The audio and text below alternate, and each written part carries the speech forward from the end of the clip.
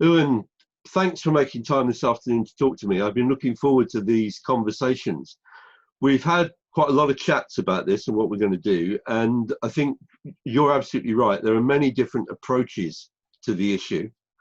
So what we're going to do is have this interview talking about the issue, and then a number of follow-on interviews, just short ones like this, talking about particular approaches to the challenge of dealing with tourism and racism.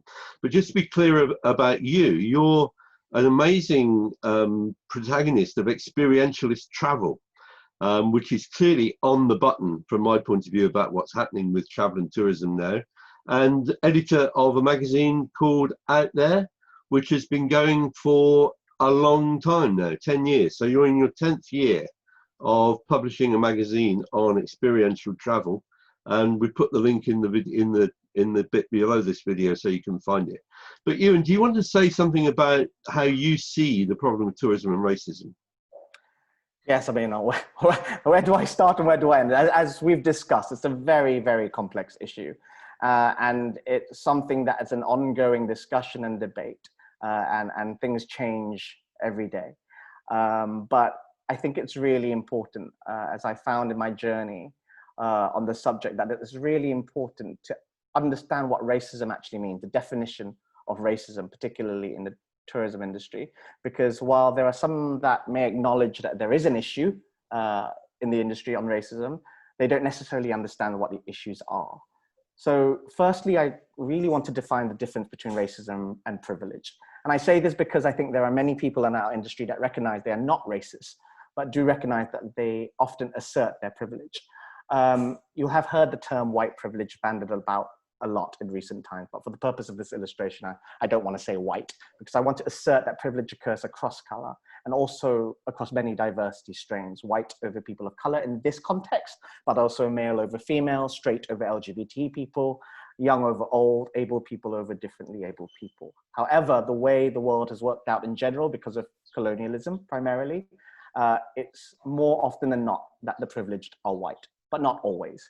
When I returned to my parents' homeland in Malaysia, having been born in the UK and bred in the UK, I am considered privileged by other Malaysians working in the travel industry. So I recognize my privilege there, and I try to act accordingly. And in some Asian communities has ended up more privileged than others because of socioeconomics. And sadly, in many cases, it is the Black and South Asian communities that are usually underprivileged. And that goes, that's all down to colonialism, really, and the way colonizers had decided that it was going to work a long, long time ago. So just coming back to the subject of racism, racism infers proactive discrimination of one race over another. Just like sexism is men's proactive discrimination over women, and homophobia or transphobia is proactive discrimination over LGBT people. Racism is when you don't let a Black person eat in a restaurant because they are Black. Thankfully, that very rarely happens anymore. And in general, privileged people don't consider themselves as racist because they've not oppressed someone based on their skin color. Privilege qualifies that a certain skin color or demographic trait benefits from not suffering race or color bias. It refers to an implicit bias that that's not based on anything evil or anything misplaced. It's just a distinct lack of awareness or the refusal even to believe that another person's barriers to living an inclusive existence, and there's a lack of motivation to maybe want to change that. But systemic racism, I think, is really important to talk about. And you and I have talked about that in our chats previously as well. Systemic or structural racism, as you call it, stems from privilege, and it does exist and is very rife in the travel industry. And this is because the perpetrators of systemic racism don't necessarily recognize that they are being racist in their everyday life. And if I were to give them the benefit of the doubt, maybe they are unknowing that they're exercising their privilege. But this type of racism is particularly evident in our industry and in my industry, which is travel publishing, where privileged editors commission privileged travel writers, and therefore perspectives on storytelling leans more towards the privilege. And interns that try to get into the industry tend to come from privileged backgrounds. It's when people of colors that can't get into hotel schools because they can't afford it. And it's when an HR system distinguishes between expat and local salaries in hospitality. It's when hotels only use white models in their marketing. For me, that's what systemic or structural racism is. Some of these examples walk a really fine line between systemic and all-out racism. And it's important to recognize there are moments where they do actually cross over. These are the moments where the industry consciously exercises their privilege. So a policy of hiring only international GMs, or when security of validity checks are more rigorous to people of color, or when you use white-only models in your marketing because you know it will sell more hotel rooms. And that the industry is wholly lacking in senior BAME people and effective role models. And I don't mean that in the Caribbean there are no Black leaders, or in Asia there are no Asian leaders, but even in those countries where in the travel industry in those countries, the leaders are predominantly white. But here in, say, the UK, there are very, very few senior leaders of color in the travel space. And there seems to be a lack of motivation and sometimes even a barrier into recruiting them into key roles, as well as a glass ceiling. And when they are under significant pressure to prove their worth, essentially taking on the traits of the privilege to ensure that they fit in. So these are the sort of issues that sits around racism in our industry. And that's why there is racism in our industry.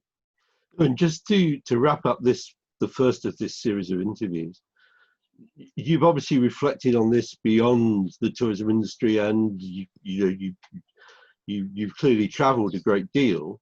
Do you perceive it to be worse in tourism, or is it just different in tourism? I think it's just different in tourism. Tourism is interesting because it's a situation where people from all over the world meet other people from all over the world. So it's, there are more instances and more opportunities for this issue to arise. But also, I would have thought, Uwern, and maybe this is where perhaps I'm rarely optimistic, to be honest, but I think one of the things about travel and tourism is it does give you that opportunity to go and experience somebody else's culture. And if you go for an experiential trip and you actually engage with those cultures, there's perhaps a better chance that you will come away with some understanding of the culture that you visited in a way that you wouldn't if you were just living in your bubble in Faversham or wherever. Yeah, I think understanding is important. Empathy is really important, but also action. We talk about transformative travel a lot in experiential travel. And when people go off and meet other people from different communities to walk in their shoes. But I think it's important that more than just, a lot of these situations is about money. It's about, creating an income from tourism, but it's also important that when we do this, when we go out to see how a different culture lives, that we're not just handing over money and walking away and patting ourselves on the back at the fact that we've seen how other people live. It's important that we make a change. We deal respect as well as we deal money. Uwern, thank you very much. Great pleasure to talk to you. And if you're watching this, don't forget there are a number of others with Uwern coming up. You need to watch several of them, I think. Thanks for your time, Uwern.